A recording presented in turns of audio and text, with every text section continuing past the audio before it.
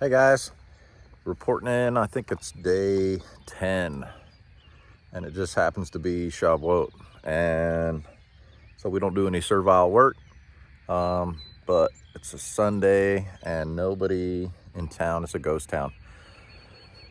So we got a couple piles right back there and a couple piles in the front forwarded, and FEMA and the county should be sending in grapple trucks to pick up the rest of the stuff off these job sites. We've hauled as much as we can, but we got them cleaned up.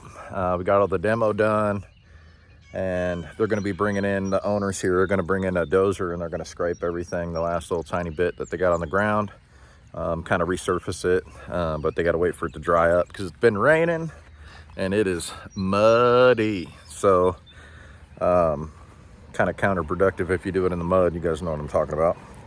So we got Dale Johnson and his family cleaned up, and the neighbors cleaned up that own, I think it's North Star Cleaning Services. And we got all of that done. Took us a long time to get everything moved. We're on, I think this is a total of about 3.5 acres, maybe a little bit more. And if you look right back, where's it at? Yeah, right back there, you guys see that little pile that's out there? That's actually across the fence line, because this property, it backs up to the airport, and so we're not allowed to go on the airport property with machines or anything like that. And so the airport has to do that because there's runways and they're still flying stuff in and out of here. So, but we got a massive amount of stuff out of here. I think between us and the homeowners, it's roughly 200 loads that we got taken off of this property. We still got the C&D that's there. And the reason this one was kind of a mess is because, I don't see if you guys can see it on there. So over there in that neighborhood, there was a double wide and I think 2 homes and part of another home that ended up here, all spread all the way to the back from the tornado. And so we had 3 buildings on property, plus a single wide, a double wide, a camper or a couple campers, and then the rest of the C&D that came from across the street.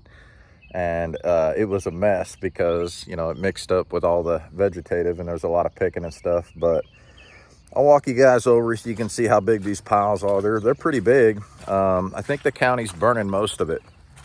The owners here had a chipper, and so we chipped a mountain of brush for them. We ran through the chipper, and they were just fine, like, okay, that's enough. They had a few dump truck loads, and they hauled it out of here. But let me get up next to this pile so you guys can kind of see how big this one is. Yeah,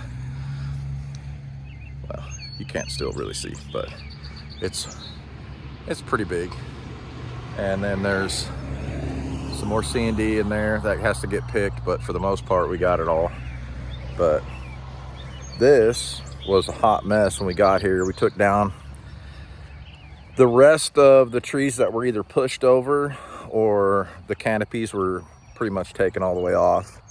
I think there was about 30 trees probably altogether, and maybe a little bit more up in the front. There was a section that kind of hadn't been maintained in a long time that was holding a bunch of garbage. It looked bad, so we tried to clean up best we could.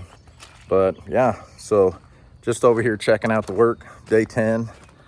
Check out Grindstone Ministries. We have a couple people that, surprisingly, even though this is just over 2 weeks old, there's still people in a couple areas that have not been reached, and we found them I think Friday, day of prep.